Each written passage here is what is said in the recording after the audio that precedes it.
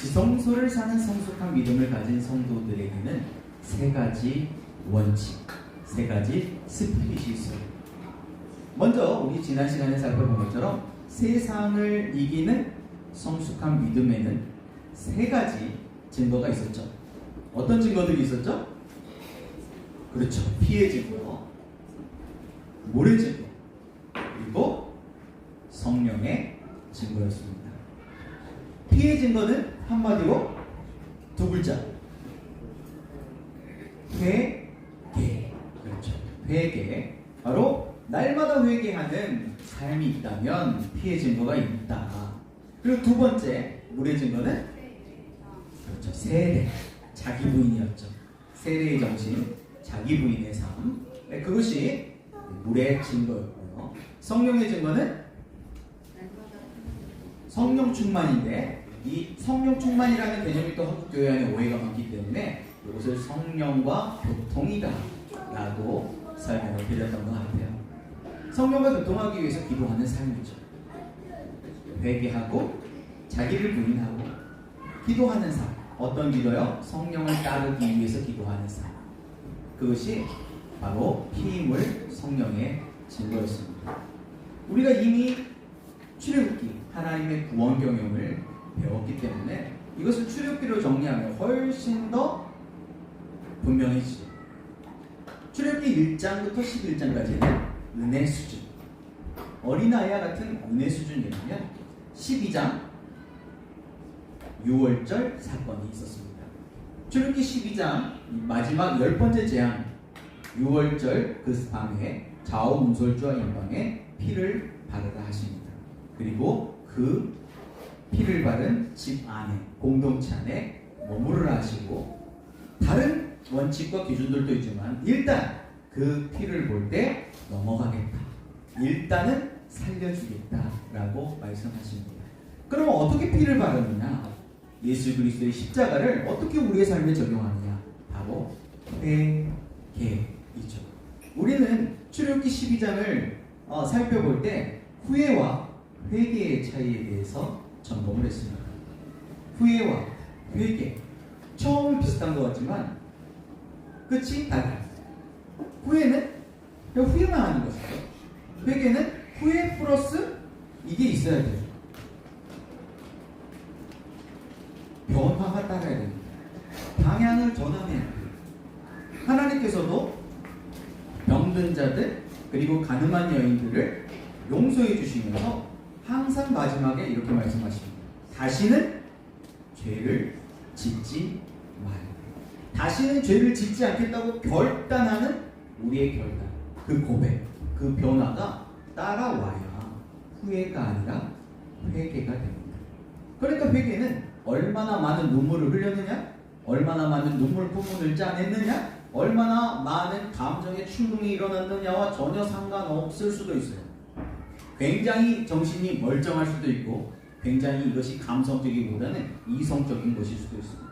그래서 내가 뭔가 회개를 했지만 아무런 변화가 일어나지 않은 것 같은 그런 느낌이 들 수도 있어요. 회개는 느낌이 아닙니다. 행동의 변화예요. 돌이킬 회, 고칠 회.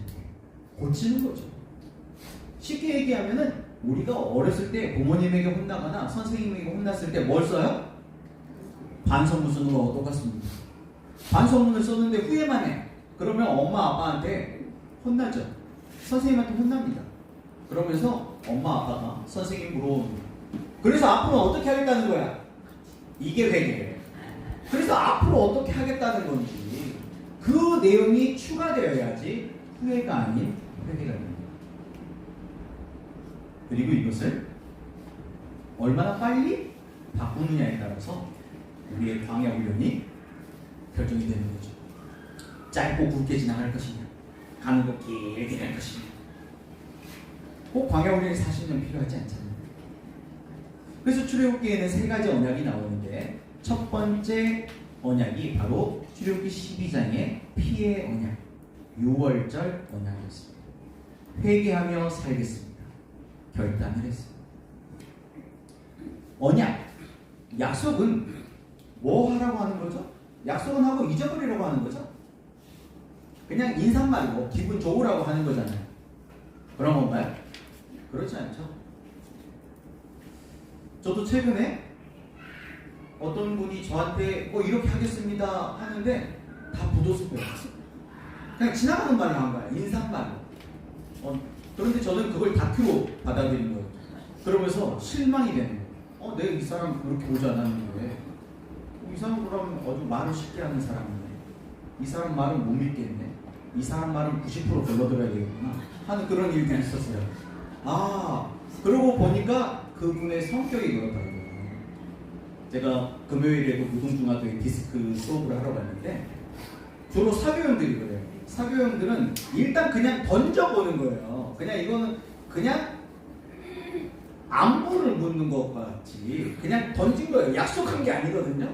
그렇게 하자고, 밥 한 번 먹자고 그냥 던진 거예요. 그게 꼭 밥 먹자는 얘기가 아니거든요. 만나서 반갑다는 이야기. 그런데 그거를 신중형인 저는 다큐로 받아들였을 뿐이죠. 누구의 잘못도 아닌 거예요. 다른 거지. 언약이라고 하는 것, 약속이라고 하는 거는 지켜야 돼요. 안 지키면은 관계가 서운해지고 오해가 생기고 멀어져요. 피해진 거, 우리는 날마다 말씀을 들을 때 뭔가 내가 성경을 읽거나 기도를 할 때 회개합니다.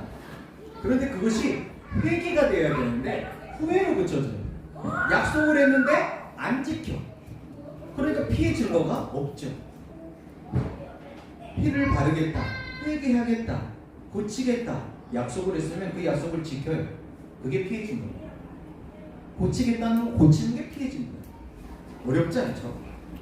그리고 이제 13장, 14장에서 홍해를 건너면서 두 번째 언약, 세례 언약을 냈습니다. 세례, 홍해를 건너잖아요. 우리도 성부, 성자, 성령의 이름으로 세례를 주노라. 물로 세례를 주잖아요. 그래서 이걸 물의 증거라고 부릅니다. 세례할 때 우리는 세 가지 결단을 했어요. 성부 하나님께 첫 것을 지키겠습니다. 성자 예수님께 무교절을 지키겠습니다. 양식을 바꾸겠다는 거죠. 성령 하나님께 구름기둥, 불기둥을 나누겠습니다. 이걸 쉽게 얘기하면 예배생활, 말씀생활, 기도생활을 하겠다. 내가 이제 하나님의 자녀로서, 성도로서 다르게 살겠다. 세 가지를 결단해. 이 세 가지를 결단하고 그 약속을 지키면 우리의 증거가 있죠. 그런데 세 가지를 약속만 해놓고 안 지키는 거예요. 잊어버리는 거예요. 그래서 하나님께서 잊어버리지 않도록 뼛속까지 각인되어서 새겨지도록 그것이 삶의 거룩한 습관이 될 때까지 우리를 어디에다 집어넣어요? 광야 학교에 집어넣고 광야에서 단순, 반복, 지속 계속 그 부분이 될 때까지 훈련을 하시는 거죠. 이거 배우는데 광야 40년 필요 없잖아요. 그렇지. 약속을 했으면 지키면 돼요.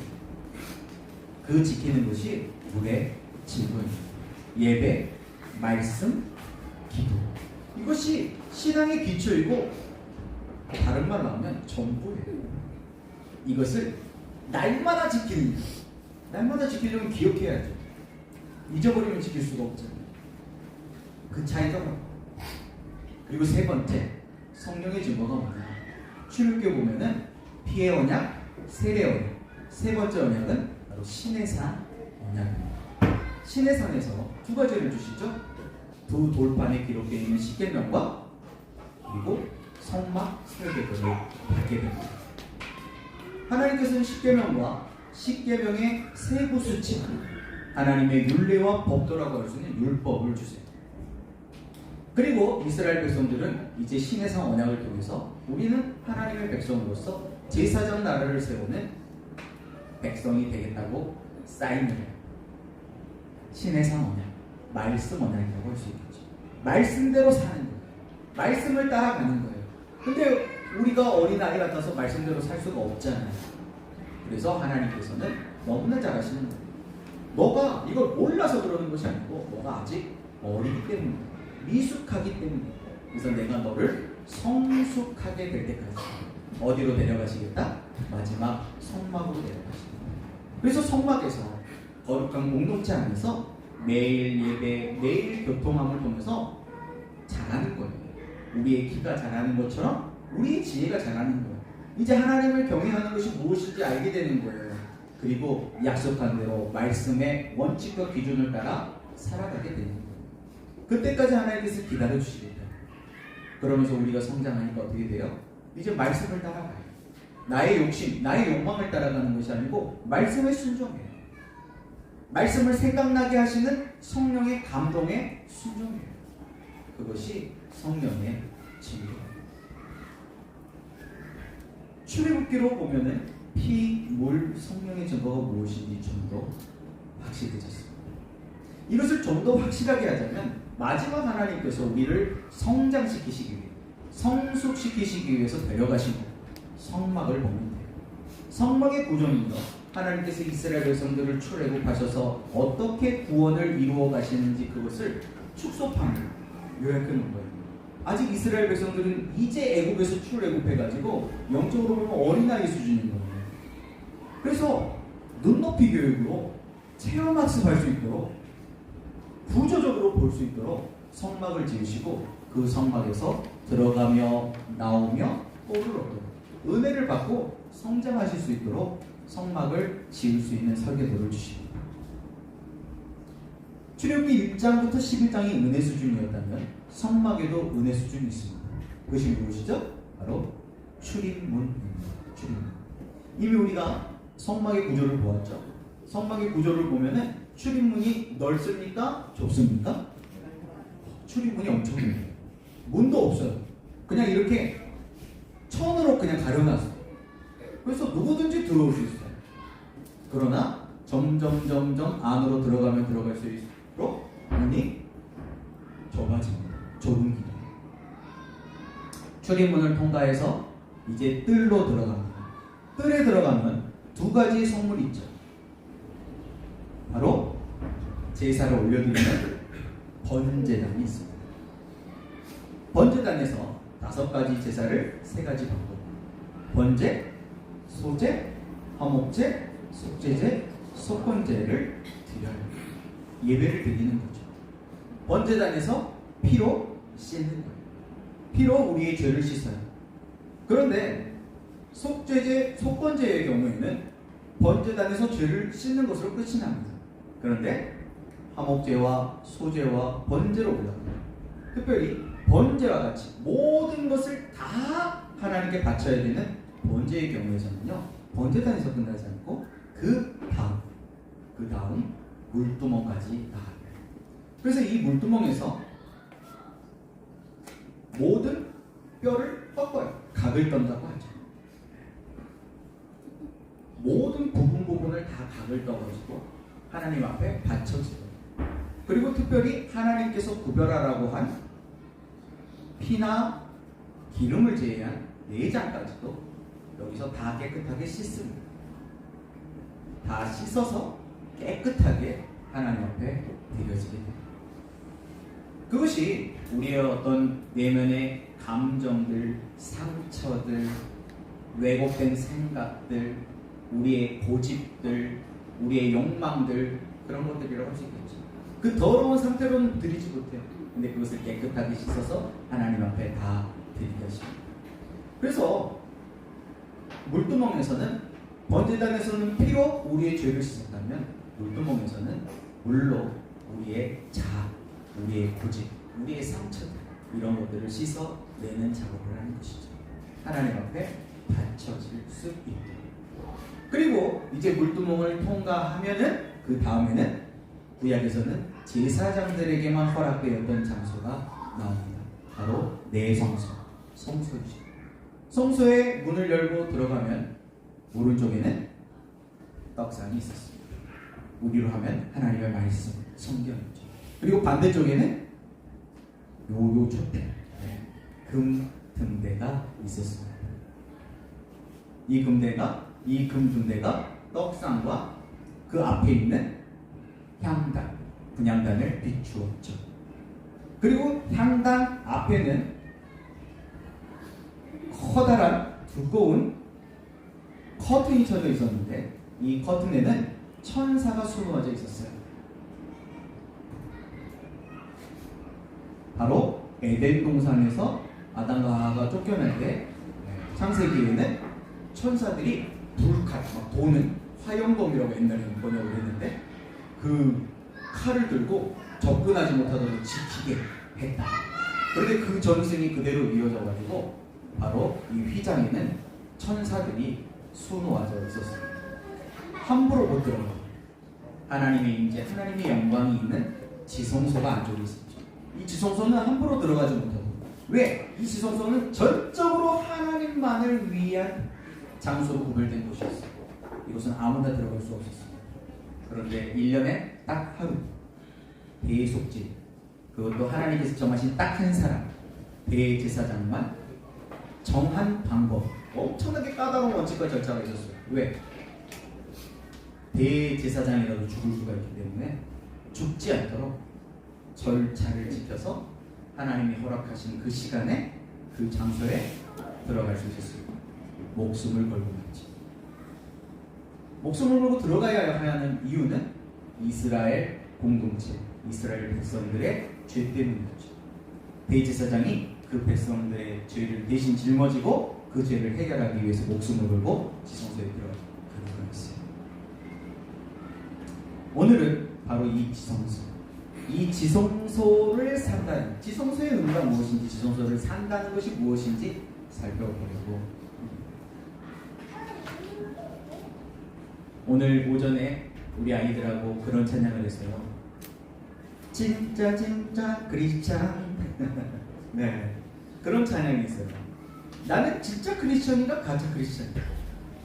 이걸 지난 시간에 우리가 살펴본 비유로 하자면 미성숙한 그리스도인이냐 성숙한 그리스도인, 영적인 어린아이의 수준이냐 영적인 아비의 수준이냐, 이거 비교할 수도 있겠죠. 자, 그러면 출입문에 가까울수록 어른일까요 아이일까요? 지성소에 가까울수록 어른일까요 아이일까요? 출입문에 가까울수록 진짜일까요 가짜일까요? 지성소에 가까울수록 진짜일까요 가짜일까요? 너무나 쉬운 이야기죠. 그렇다면 저와 여러분은 출입문에 가깝습니까? 지성소에 가깝습니까? 출입문에 가깝다는 것은 지금 우리의 예배에 적용을 한다면 지금 뭔가 이 예배 끝나자마자 뭔가 바쁜 급한 일, 뭔가 나의 즐거움을 채울 수 있는 일이 있는 거예요.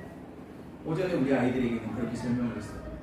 지금 이 예배 끝나고 지금 친구하고 약속이 있어. 놀러 가야 돼. 그런데 예배 빠지면 엄마 아빠한테 혼날까봐 지금 안전에 있는 거예요. 그런데 이미 정신은 나가 있어. 지금 정신은 이미 출발한 거예요. 빨리 예배 끝나고 가야 되는데, 아, 목사님 왜 이렇게 말이 많아, 빨리 끝내야 되는 거예요. 뭐 속이 시끄러워. 지금 그거는 출입문 상태. 저 출입문을 지금 빨리 나가야 돼. 아무도 들어갈 생각이 전혀 없어. 빨리 나가야 돼. 지성소 수준입니다. 오늘 하나님께서 내게 주신 약속의 말씀이 무엇일까? 적어도 지금 시내산 수준이죠. 약속의 말씀을 지금 붙잡으려고 하는 거예요. 내가 그 약속의 말씀을 붙잡고 내가 한 주간 동안 또 승리하며 살아가야지. 내가 한 주간 동안 살아가기 위해서는 내 힘으로는 안 되잖아. 내가 오늘 지성소에서 하나님의 영광을, 하나님을 만나야지 하는 태도로 예배드립니다. 오늘 우리가 읽었던 본문 말씀은 모세에 대한 이야기잖아요. 모세가 시내산에서 하나님을 보게 됩니다.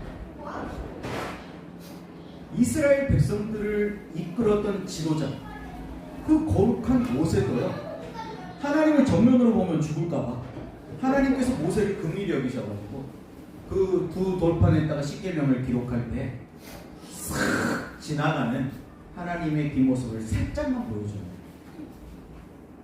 영광의 하나님, 거룩한 하나님을 보면 그 모세도 죽을까. 그런데 잠깐 스치듯이 살짝 봤는데 모세의 얼굴이 어떻게 됐어요? 해같이 빛이 나는 거예요. 모세는 몰랐죠. 근데 모세가 내려왔더니 백성들이 모세를 보고 막 벌벌벌 떠는 거예요. 모세가 신처럼 보였어요. 죄 많은 사람들은요, 신을 보면 두려워 떠는 겁니다. 그래서 이스라엘 백성들이 벌벌벌 떠는 거예요. 살려달라고 그러는 거예요. 두려워하는 거예요. 그래서 모세가 어떻게 했습니까? 수건으로 얼굴을 가려요. 그 빛을 가렸습니다. 지금 그 이야기를 합니다. 하나님을 만나면요, 변화가 돼요. 영광을 회복하게 됩니다. 그런데 성막의 구조상 하나님의 영광은 어디 있습니까? 지성소에. 지성소에는 이런 언약궤라고 하는 상자가 있었어요. 그리고 이 언약궤를 덮고 있는 요 뚜껑, 요 판을 속죄판이라고 하고, 이 속죄판 양쪽에는 케루빔, 그룹이라고 하는 천사가, 금으로 된 천사가 조각되어져 있었어요. 그리고 다윗이 환상으로 봤는지 꿈에 봤는지, 왜냐하면 다윗은 대제사장이 아니었기 때문에 한 번도 지성소를 들어가 본 적이 없거든요. 들어갔다면 바로 죽죠. 왕이요. 하나님이 사랑해도 하나님이 정한 원칙과 기준을 어기면 바로 죽어요. 그런데 다윗이 시편을 기록하면서 이 지성소, 그 속죄소 위에 요 속죄판과 케루빔 요 그룹 사이에 요 공간을 속죄소라고 하는 장소, 거룩한 공간이라고 하는데, 그 속죄소를 만나봐요. 그곳에 하나님의 임재가 있는 영광의 빛을 보고, 그리고 그것을 노래했어요. 쉐카이나 영광, 그런 찬양의 노래도 있더라고요. 하나님의 영광은 지성소에 있는데 그것을 보면 변화되는 거예요. 우리 인생이 뒤집어지는 거예요. 그런 사람은 영광스럽게 사는 거죠. 지성소를 사는 성숙한 믿음, 하나님 앞에 영광 돌리는 삶. 하나님 앞에 영광 돌린다는 게 뭘까요? 영광. 우리의 자녀들이요, 어렸을 때는 막 쫓아다니면서 막 케어를 해야 돼. 근데 나중에 장성하면 어떻게 돼요? 얘가 우리 아들이야, 얘가 우리 딸이야, 와, 우리 아들이 이번에, 우리 딸이 이번에 이렇게 대단한 일을 해서 자랑하잖아요. 그쵸? 유치한 어린아이였을 때는요, 큰신거리예요. 그래서 엄마 아빠들은요, 항상 어린아이 같아 보여요. 어린아이 같아 보여요. 지금도 커도. 그래서 밥은 먹었냐, 차 조심해라, 맨날 잔소리를 해요. 근심이 되니까, 근심거리. 그런데 장성하면 그때는 자랑거리가 되는 거예요. 그 하나님의 자랑거리, 그것이 하나님 앞에 영광을 돌린다는 뜻이에요. 저와 여러분은 하나님의 근심거리입니까, 자랑거리입니까? 영적 어린아이 수준, 출입문 수준에 머무르는 것이 아니고 지성소 수준으로 나아가서 어른의 음식으로 공부하고 어른답게 그리스도의 장성한 분량에 이르는 어른답게 이 세상에 나아가서 당당하게 맞짱 뜰 수 있는, 세상을 넉넉히 이기는 그런 성숙한 믿음을 가진 진짜 크리스천이 다 되시기를 예수님의 이름으로 축복합니다. 그럼 지성소 수준으로 산다는 것이 무엇일까요? 지성소, 요 사진이 바로 이 언약궤 혹은 법궤 혹은 증거궤, 뚜껑을 열었을 때 모습입니다. 상상이에요. 실제 이렇게 되는지 아무도 몰라. 대제사장도 못 봤어요. 못 보다가 죽어요. 물론 이제 성막을 기동할 때 이사짐 쌀 때 살짝 봤으려나 모르겠는데 본 사람은 없죠. 상상. 원래는 언약궤예요. 왜 언약궤냐? 바로 하나님과 언약을 맺었던 시내산 언약, 바로 그 증거인 계약서 두 돌판, 십계명을 보관하는 상자였거든요. 그런데 희한하게 두 가지 성물을 추가로 이곳에 함께 보관하게 해요. 왜 그랬을까요? 이유가 있겠죠. 자, 그 이유를 함께 살펴보겠습니다. 첫 번째, 광야에서 매일 경험했던 만나를 통해 주신 교훈이 무엇이? 이 감추인 만나 항아리를 여기에 보관하게 했습니다. 만나가 내릴 때에 보관하라는 게 아니에요. 만나가 그쳤을 때 만나를 보관하는 거죠. 만나. 이 만나가 무엇일까? 우리가 이미 살펴본 것처럼 은혜는 만나 같아서, 만나가 공짜인 것처럼 그렇잖아요. 그렇죠? 광야에 날마다 만나가 내리지만 그 만나를 거두는 건 누가 합니까? 내가 해야 돼요. 가족의 어른이 해야 돼요. 가족의 어른이 그걸 거두면 가족의 어린 아이들은 같이 그것을 누려요. 저희 어머니 때만 해도 저희 어머니가 8남매거든요. 그때 뭐 8, 10 낳는 건 보통 일이었어요. 이미 수천 년 전이니까 이스라엘도 굉장히 대가족 공동체죠. 자녀들을 많이 낳았어요. 그런 엄청난 중노동을 하면서 그런 환경 속에서도 이스라엘에서도 엄청난 중다한 민족, 큰 민족이 되었거든요. 하나님께서 거두라 하신 양은 지금으로 하면은 2리터 그 생수병 있잖아요. 그거에 하나 반 정도 돼요. 한 가족당 거둬야 되는 양이. 그러면 저거를 이제 거두는데 쉬울까요? 쉽지 않은 일일까요? 광야에서 무슨 채반 같은 것이 있겠어요? 물로 씻을 수 있는 그런 기구들이 있겠어요? 그냥 막 이렇게 모아가지고 이렇게 떠버리면은 먹을 수가 없어. 돌이 씹혀가지고. 그러니까 이거를 하나씩 하나씩 주워 담아요. 생수병으로 하나 반을 지금 담는다는 게 쉬운 일이 아니에요. 그냥 오늘 늦잠 자버렸는데 그럼 벌써 앞에는 다 걷어버렸어. 멀리 가야 돼. 새벽에 일찍 일어나서 해가 뜨기 전에 해가 뜨면 이게 녹아버리는 거예요. 사라져버렸어. 그래서 이걸 빨리 거둬야 돼. 그런데 이스라엘 백성들이 장정 어른들이죠. 어른들의 숫자만 몇 명이었어요? 60만 명이 넘어. 아침에 땡 하면 새벽 좀 땅 치면 60만 명이 거두러 나가는 거예요. 늦으면 못 거둬. 늦으면 어디 막 산이나 막 그런 데 가가지고 거둬야 돼요. 그러니까 얼마나 부산했을까요? 그런데 먹을 게 없으니까 안 먹으면 죽으니까 살라고 거두는 거예요. 그런데 신명기 8장 3절 말씀에 이런 말씀이 있습니다. 같이 읽어보겠습니다. 시작. 너를 낮추시며 너를 줄이게 하시며 또 너도 알지 못하며 내 조상들도 알지 못하던 만나를 내게 먹이신 것은 사람이 떡으로만 사는 것이 아니요 여호와의 입에서 나오는 모든 말씀으로 사는 줄을 내가 알게 하려 하십니다. 그 대가족이 생수병으로 하나 반 걷어가지고 그것을 이렇게 갈아서 껍질 다 벗기고 갈아가지고 그걸로 이제 그걸 과자로 만들어 먹으면 약간 꿀이 섞인 과자 맛이 나게 있어요. 그러면 그거를 저희 엄마만 해도 8남이었으니까 엄마 아빠 하면 10명이잖아요. 10명이 그걸 나눠 먹는 거예요. 그러면 배가 불렀겠죠? 그거 먹어도 배고파요. 근데 그거 안 먹으면 죽으니까 살라고 먹는 거예요. 그러니까 이 떡은 먹어도 또 배고픈 거예요. 그리고 이스라엘은 지금 그걸로 삼시세끼를 먹어야 돼요. 그래서 거의 하루 한 끼 먹고 산다고 생각하는데 그러니까 엄청 배고파요. 그런데 이 훈련을 시키신 것은 떡은 먹어도 배고픈데 하나님이 주신 떡, 하나님이 주신 말씀은 먹으면 영원히 배고프지 않는다는 것을 깨닫게 하시려고 단순 반복 지속 훈련하시고 40년 떡을 쫓아갈 것이냐 말씀을 쫓아갈 것이냐 더 심플하게 돈을 쫓아갈 것이냐 하나님의 약속의 말씀을 쫓아갈 것이냐 그걸 배우는데 40년은 필요 없잖아요. 정리해 보겠습니다. 빨간색 굵은 글씨만 같이 읽어주세요. 시작. 하나님이 공급하시는 약속의 말씀으로 살겠습니다. 이것이 만나를 통해서 우리에게 주셨던 교훈입니다.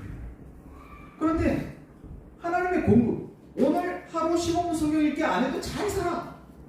그런데 통장 잔고가 마이너스 돼버리면 못 살아. 열받아가지고 뭔가 세상에 큰일이 일어난 것 같아. 그거는 말로는 하나님을 믿는다 그러고 하나님의 공급으로 산다 그러는데 그거 돈으로 사는 거예요. 통장에 잔고가 쌓이면 기분 좋고 통장에 잔고가 떨어지면 기분 나쁘고. 그럼 무엇이 즐거움이죠? 돈이 나의 만족이고 나의 즐거움인 거죠. 그런데 이 땅을 살아가는데 돈이 필요한 걸 하나님도 잘 아십니다. 그래서 의식주도 필요한지 잘 아세요. 그런데 예수님이 제자들에게 가르쳐 주신 것처럼 너희가 먼저 그의 나라와 그의 의를 구하면 이 너희에게 필요를 이미 하나님은 다 알고 있다는 거죠. 좋으신 아빠예요. 좋으신 엄마 아빠예요. 필요를 다 알아. 그 필요를 다 채워주겠다. 엊그제 예원이가 이제 날이 따뜻해지니까 이제 옷차림도 가벼워지잖아요.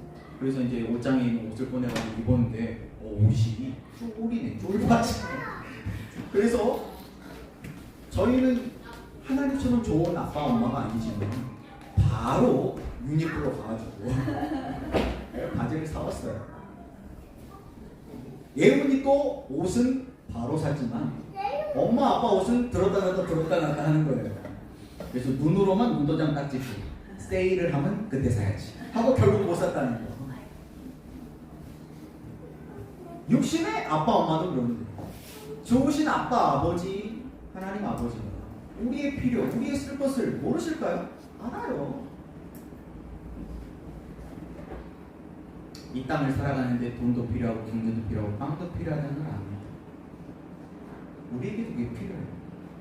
그러나 그것에 중독되어서는 안 돼요. 그것에 매이면 안 돼요. 그것에 종노릇하면 안 돼요. 그것을 의지하면 안 돼요. 우리가 의지해야 될 것은 하나님입니다. 약속의 말씀이에요. 돈은 아무리 모아도 계속 배고파요. 빵은 먹어도 또 배고픕니다. 그러나 이 영원히 변치 않는 약속의 말씀을 먹으면 영원히 마르지 않습니다. 두 번째, 아몬의 쌍난 지파. 이것은요 고라 자손이라고 하는 레위 지파. 레위 지파는 세 가문이 있었어요. 이 세 가문 중에서 가장 형님된 장자된 가문이 고라 자손이었습니다. 이 고라당이 반역을 일으켰어요. 그때 하나님께서 각 가문마다 지팡이를 하나씩 갖고 와요. 이 지팡이는 지도자의 상징이었습니다. 모세도 지팡이를 잡았잖아요. 그렇죠? 네. 그래서 이 지팡이를 다 가지고 오라는 상징이에요. 리더십의 상징.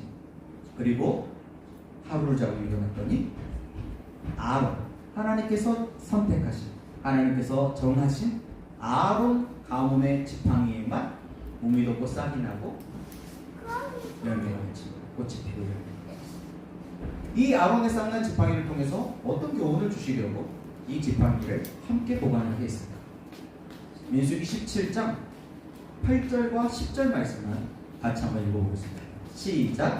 이튿날 모세가 증거의 장막에 들어가 본즉 레위 집을 위하여 낸 아론의 지팡이에 몸이 돋고 손이 나고 꽃이 피어서 살구 열매가 있더라. 여호와께서 또 모세에게 이르시되 아론의 지팡이는 증거의 앞으로 도로 가져다가 거기 간직하여 반역한 자에게 대한 표징이 되게 하여 그들로 내게 대한 원망을 그치고 죽지 않게 할지니라. 하나님이 정한 원칙과 기준, 바로 질서에 대한 상징이었습니다. 우리 성경에는 살구 열매라고 되어 있는데 원래는 아몬드 나무 열매예요. 근데 우리나라에는 아몬드 나무가 없잖아요. 그래서 살구 나무라고 표현을 했어요. 꽃도 비슷하고 이 아몬드 나무 꽃이 마치 이제 아몬드 나무가 이제 봄에 겨울에서 이제 봄으로 딱 넘어가면 가장 먼저 피는 꽃이거든요. 벚꽃 같은 벚꽃. 벚꽃같이 만개를 해요. 엄청 열려버려 아몬드 나무가. 그러니까 이 아몬드 나무는 봄을 알리는 꽃이에요. 바꿔 말하면 생명을 알리는 꽃이. 이제 추운 겨울이 지났어요. 생명이 태어나기 시작, 깨어나기 시작합니다. 생명나무를 상징하는 거죠. 상징적인. 그런데 선교사님들이 우리나라를 가만히 보니까 이 꽃이 살구나무와 비슷하고 이 살구나무도 일찍 꽃이 피워. 그래서 살구나무로 번역을 하십니다. 그런데 아무리 봄을 알리는 가장 먼저 피는 꽃이라고 해도 나뭇가지가 하루 자고 일어났더니 싹이 나고 몸이 녹고 싹이 나고 잎이 피더니 거기에 꽃이 피고 하룻밤 사이에 열매까지 맺죠. 그런 일이 가능합니까? 요즘같이 좀 환경이 파괴되고 날씨가 좀 와락가락하면 가끔씩 그런 일이 있을지도 모르겠어요. 그런데 뿌리가 없어. 뿌리를 내리고 있는 나무가 아니고 잘라서 지팡이로 만든 거예요. 오늘 지팡이로 만든 게 아니고 지팡이로 만들어서 늘 가지고 다니는 거예요. 그러니까 마른 거예요. 마른 나무예요. 그 마른 나무에 하룻밤 사이에 이 생명이 열리는 일이 일어납니다. 누가 하신 거죠? 하나님 하신 거죠. 하나님이 아론을 선택했다라고 하는 증거, 누구도 부인할 수 없는 분명하게 보여지는 증거로 아론의 쌍난 지팡이를 보여주시고, 자, 정리하면 빨간색 굵은 글씨만 같이 읽어보겠습니다. 시작. 하나님이 세우신 영적 질서를 따라 살았습니다. 하나님은요, 생명의 하나님이에요. 그리고 질서의 하나님이죠. 자연도 철저하게 봄, 여름, 가을, 겨울 하나님께서 정하신 절기에 따라서 질서에 따라서 돌아가요. 물론 사람이 그 질서를 많이 파괴해가지고 봄이 안 올 것 같지만 봄이 오잖아요. 얼마 전에 봄이 오는 것을 시샘이라도 하듯이 오샘추위가 왔지만 어김없이 봄은 오잖아요. 벌써 막 봄꽃들이 피었더라고요. 하나님은 질서의 하나님이시고 생명의 하나님이시고, 윗물이 맑아야 아랫물이 맑아요. 생명은요, 위에서부터 아래로 흘러가요. 우리가 이미 출애굽기 말씀을 통해서 배운 것처럼 하나님이요, 이스라엘 백성들을 찾아오실 때 하나님이 직접 오실 수도 있지만 하나님은 누구를 통해 찾아오세요? 사람을 통해 찾아오세요. 어떤 사람? 준비된 목자, 훈련된 사람, 성숙한 크리스찬, 진짜 크리스찬, 영적인 어린아이가 아니고 영적인 아비, 준비된 사람을 통해서 우리를 찾아오신다. 하나님의 일하심의 방법, 그리고 그 사람을 통해서 생명이 흘러가도록 하나님은 세팅해 놓으셨어요. 하나님이 천사를 동원해서 하실 수 있지만 하나님은 그렇게 하지 않으십니다. 하나님 기적과 놀라운 그런 방법으로도 하실 수 있지만 그렇게 하지 않으십니다. 질서의 하나님이십니다. 우리의 삶에 적용한다면 우리에게도 어른이죠. 어른, 스승, 목자 혹은 멘토 또는 부모님. 십계명에도 내 부모를 공경하라고 했지? 사무야, 내 부모를 공경하라고 했지? 공격하라고 안 했지? 사무는 아까 물어봤어요. 사무야, 너는 부모님을 공경해, 공격해? 그러니까 절대 저는 공경만 합니다. 엄마 아빠를 안 힘들게 하고 효도하고, 그치? 우리 사무가 잘하고 있어요. 네. 부모를 공경하듯이 스승을, 목자를, 멘토를 공경하는, 존중하는 그것뿐일까요? 물은 흐르가잖아요. 수직관계 아니고 수평관계 속에 있어요. 친구일 수도 있고 직장 동료일 수도 있고 또 교회 안에서 공동체 성도들일 수도 있고. 동역자는 협력하라고 주신 거죠. 배우자, 돕는 배필 아닙니까? 근데 서로 못 잡아먹어서 한다. 그럼 어떻게 돼요? 공급이 끊어져요. 동역자, 적군이 아니고 아군이에요. 그런데 왜 아군을 폭격해요? 지금 대한민국이 정치적 이념으로 갈려있는데 교회도 성경적인 가치 기준이 아니고 정치적 이념으로 이득권 때문에, 이권 때문에 나눠져가지고 서로 물어뜯어.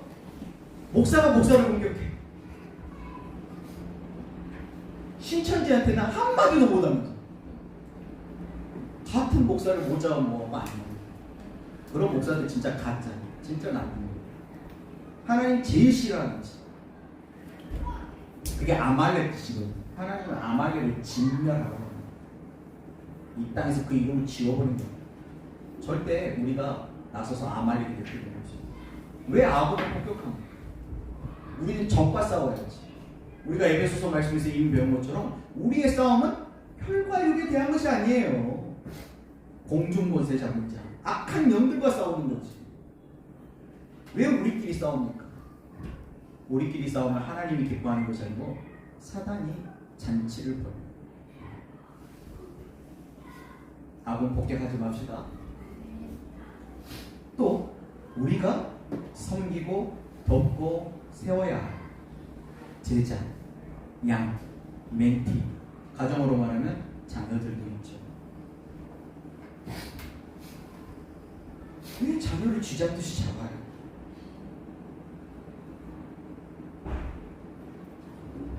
살려야죠. 왜 죽입니까? 살려야지. 어떻게든지 살려야지. 어떻게든지 1%의 가능성이라도 있으면 그것을 칭지격동해서 칭찬하고 지지하고 격려하고 동기부여하고, 그래 할 수 있어, 해보자. 역시 나는 네가 내 아들이라 내 딸이라 자랑스럽다. 한 번만 더 해보자. 이렇게 용기를 줘야 되는데 그럴 줄 알았다. 그럴 줄 알았어. 내가 뭐라 그랬냐? 네가 하는 것이 다 그렇지. 그러면서 완전 귀를 꺾어놔. 죽여버리는 거예요. 싹부터 잘라버리는 거예요. 그건 하나님이 주신 생명의 질서가 아니죠. 이런 생명의 질서를 따라가는 것, 그것이 바로 아론의 쌍난 지팡이를 통해서 보여주시는 겁니다. 윗물이 맑아야 아랫물이 맑아요. 나는 자기 관리하지 않고 나는 성장하고 성숙하려고 애쓰지 않으면서 아랫사람만, 자식들만 쥐잡듯이 잡고, 위에 계신 하나님도 위아 동문 그럴 거예요. 위투, 나도 너를 잡고 싶다. 자, 세 번째, 두 돌비에 기록된 십계명을 통해 주시는 교훈은 무엇일까요? 마태복음 22장 37절부터 40절 말씀입니다. 시간이 없으니까 빨간색 글씨만 같이 읽어볼게요. 시작. 주 너의 하나님을 사랑하라. 내 이웃을 내 자신같이 사랑하라. 십계명을 요약하면 하나님 사랑, 이웃 사랑. 여기 하나 더 추가하면 하나님 사랑, 이웃 사랑, 자기 사랑. 정리하면 빨간색 글씨, 굵은 글씨만 같이 읽어주세요. 시작. 하나님은 예배하고 사람은 존중하며 살겠습니다. 어떻게 하나님을 사랑할까? 우리가 어떻게 엄마 아빠를 공경해요? 엄마 아빠 말 잘 들으면 그 공경하는 거죠. 우리가 어떻게 하나님을 사랑합니까? 하나님을 공경합니까? 하나님의 말씀을 높이는 것, 하나님의 말씀을 존중합니다. 하나님의 말씀을 경히 여기지 않고 무시하지 않고 무겁게 여기는 거예요. 하나님을 예배한다. 예배한다는 게 높인다는 뜻이에요. 집안에 어른이 있다. 그거는 뭔가 집안의 대소사, 중요한 거를 결정할 때 누구한테 물어봐요? 어른한테 물어봐. 어른한테 물어봐야지 어른이에요. 그래서 하나님을 예배한다는 뜻은 하나님께 물어본다는 거예요. 뭔가 우리가 뭔가를 선택하고 결정해야 될 때 하나님의 말씀에 비추어보고 기도하고 허락받는다. 그것이 하나님을 예배하는 거예요. 그게 하나님을 사랑하는 방법이에요. 또 사람은 어떻게 사랑합니까? 우리가 배우자를 어떻게 사랑해요? 아껴주고 소중하게 여겨주는 거죠. 존중해주는 거예요. 그것이 사람을 사랑하는 방법이에요. 그런데 자기의 감정도 무시하고 자기의 생각이나 그런 것도 다 무시해. 내가 뭘 좋아하고 뭘 싫어하는지 잘 몰라. 그런 사람은요, 다른 사람도 비슷하게 대해요. 오늘 예원이한테 물어봤어요. 예원아, 너는 하나님의 자녀니까 너는 나를, 자기 몸을 사랑하지? 그러니까 네, 저는 저를 사랑합니다. 그렇게 대답하더라고요. 그래서 제가 또 물어봤어요. 그렇게 하나님이 주신 내 몸인데 거기다가 인스턴스 식품 막 다 집어넣어버리고 막 몸이 망가질 것들 다 집어넣고 하나님이 이쁘게 만들어준 입인데 막 입으로 쌍욕하고 이쁘게 만들어준 눈 갖고 막 흘기고 그러면 하나님이 기뻐하실까 슬퍼하실까? 답은 정해져 있지 않습니까? 우리는 어떻게 하나님을 예배하고 사람을 존중하고 있죠? 형식뿐이면 그건 종교인데 그거는 가짜에 가까워요. 진짜는 말과 삶이 일치해야 돼요. 성숙해야 돼요. 자기 말에 책임을 질 줄 알아야 돼요. 말한 대로 살아야 돼요. 자기를 사랑할 줄 알아야지 이웃도 사랑해야 돼요. 그리고 이웃을 사랑할 줄 알아야지 눈에 보이지 않는 진짜 하나님을 사랑해야 돼요. 자기 사랑도 못하고 이웃 사랑도 못하면서 부부관계가 다 깨어져 있고 부모 자식이 원수같이 있는데 날마다 교회하고 기도한다고 그 종교라고 그러는 거예요.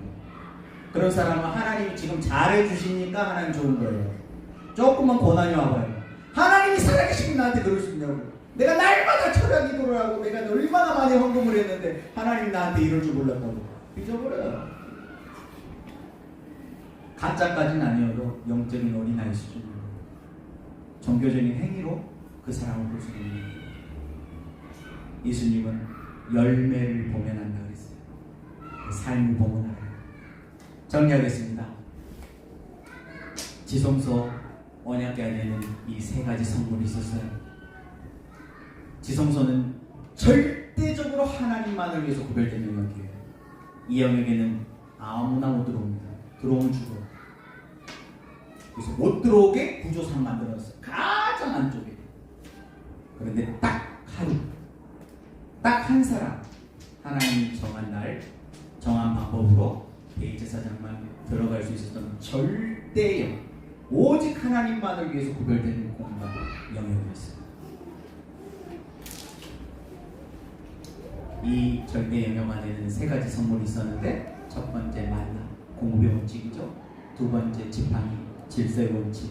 세 번째 돌비, 사역의 원칙. 이 세 가지. 이 세 가지를 날마다 지키느냐, 그렇지 못하느냐의 차이가 백성 수준으로 사느냐, 대제사장으로 사느냐의 차이입니다. 특별한 것이 아니에요. 우리가 뭔가 성령 충만하다 그러면 넘들이 못 보는 거 나는 보고 넘들이 못 듣는 거 나는 듣고 그런 것이 아니에요. 누구나 다 하는 거. 이미 세례 언약을 맺을 때 다 약속했어요. 세 가지. 예배, 말씀, 기도, 생각. 그런데 그거를 날마다 하느냐 그렇지 못하느냐의 차이가 미성숙하냐 성숙하냐의 차이예요. 그 차이가 세상을 이기느냐 세상을 이기지 못하느냐의 차이예요. 그 수준의 차이가 이 땅에서 왕같은 제사장으로 살아가느냐 그렇지 못하느냐의 차이입니다. 그렇다면 저와 여러분 안에는 이 절대 영역이 있습니다. 이 절대 영역이 다른 것이 아니잖아요. 바로 우리의 마음이에요. 마음. 우리의 마음 안에 오직 하나님만을 위한 절대 구별된 목숨을 걸고 지키는, 하고 싶으면 하고 하기 싫으면 안 하고 그런 거 말고 목숨을 걸고 지키는 절대하는 절대 영역이 있다면 그 사람은 지금 이 시대의 대제사장이에요. 왕같은 제사장이에요. 그런 사람은 왕같은 제사장 수준으로 사니까 지성소 수준으로 공급을 받고 지성소 수준의 공급으로 이 땅에 나가 승리하는 거예요. 그런데 아무리 구원은 내가 이 땅에서 왕같은 제사장으로 살겠다고 해도 이서나 한나 수준으로 우유 한 잔 먹고 세상 나가. 전쟁하러 나가는데 우유 한 컵 먹고 나가는 거예요. 이길 수 있어요? 한 시간이면 배고파가지고 싸움을 하지도 못할 거예요. 갑옷 자체를 입지를 못해. 배고파가지고 무거워. 어른의 양식을 먹어야지. 그래야 이기죠. 그렇지 이서야? 이서도 맞다는 거잖아요. 여러분 공부의 원칙, 질서의 원칙, 사역의 원칙을 날마다 지키고 지성소 수준으로 공부받고 이 땅에서 왕같은 제사장으로 살아가는 저와 여러분들 다 되시기를 예수님의 이름으로 축복합니다.